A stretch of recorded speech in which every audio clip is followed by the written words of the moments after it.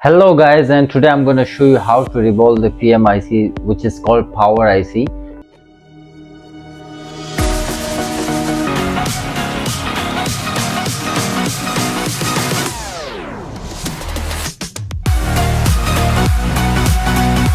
Around this PMU, so it's better to use a sharp blade. But look, it's boiling. Now I'm removing the power IC. Look at the balls 8 and air 60. No need to remove that glue with the iron. That's perfect. Yeah, apply with the correct direction.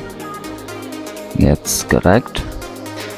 With 385 and air 60, just and boom.